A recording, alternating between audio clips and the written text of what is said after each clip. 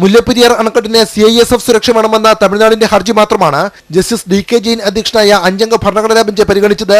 കേരളത്തിന്റെ അനുവാദമോ സുപ്രീം കോടതിയുടെ ഉത്തരവോ ഉണ്ടെങ്കിൽ മാത്രമേ കേന്ദ്രസേനയെ അയക്കാനാകൂവെന്ന് കേന്ദ്ര സർക്കാർ സുപ്രീം കോടതിയെ രേഖാമൂലം അറിയിച്ചു. എന്നാൽ കേന്ദ്രസേനയുടെ ആവശ്യമില്ലെന്നും സുരക്ഷയ്ക്കായി അധിക പോലീസിനെ വിന്യസിച്ചിട്ടുണ്ടെന്നും കേരളത്തിനു വേണ്ടി ഹാജരായ മുതിർന്ന അഭിഭാഷകൻ ഹരീഷ് സാൽവെ പറഞ്ഞു. പ്രദേശത്തെ തമിഴ്നാട് സ്വദേശികൾക്കും വസ്തുക്കൾക്കും പൂർണ്ണ സുരക്ഷ ഉറപ്പാക്കുമെന്നും ഹരീഷ് സാൽവെ ഭരണഘടനാ ബെഞ്ചിന് മുമ്പാകെ പറഞ്ഞു. കേരളത്തിന്റെ ഉറപ്പിനെ തുടർന്ന് കേന്ദ്രസേന വേണമെന്ന തമിഴ്നാടിന്റെ ആവശ്യം സുപ്രീം കോടതി തള്ളുകയായിരുന്നു. സംസ്ഥാനങ്ങൾ തമ്മിലുള്ള ജലതർക്കങ്ങൾ ചർച്ചകളിലൂടെ പരിഹരിച്ചതാണ് ചരിത്രമെന്നും ചർച്ചകളിലൂടെ പ്രശ്നപരിഹാരം കാണാൻ തമിഴ്നാട് സഹകരിക്കുന്നില്ലെന്നും കേരളത്തിനു വേണ്ടി ഹാജരായ ഹരീഷ് സാൽവെ വ്യക്തമാക്കി. ഫെഡറൽ സംവിധാനത്തിൽ കേന്ദ്ര സർക്കാർ വിളിക്കുന്ന ചർച്ചകളോട് എന്തുകൊണ്ടാണ് സഹകരിക്കാത്തതെന്ന് ഭരണഘടനാ ബെഞ്ച് തമിഴ്നാടിനോട് ആരാഞ്ഞു. പ്രധാനമന്ത്രി വിളിക്കുന്ന ചർച്ചകളിലൂടെ പ്രശ്നം പരിഹരിക്കുന്നതാകും ഉചിതമെന്നും സുപ്രീം കോടതി നിരീക്ഷിച്ചു. എന്നാൽ ഇരു സംസ്ഥാനങ്ങളും സമ്മതിക്കാതെ ചർച്ചകൾക്ക് നിർദ്ദേശം നൽകാനാവില്ലെന്ന് സുപ്രീം കോടതി വ്യക്തമാക്കി.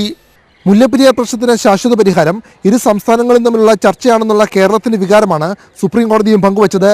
എന്നാൽ തമിഴ്നാടിന്റെ എതിർപ്പ് കാരണം ഇത് ഒരു ഉത്തരവായി നൽകാൻ സുപ്രീം കോടതി വിസമ്മതിച്ചു. ദീപു രവതി, അമൃത ന്യൂസ്, ഡൽഹി.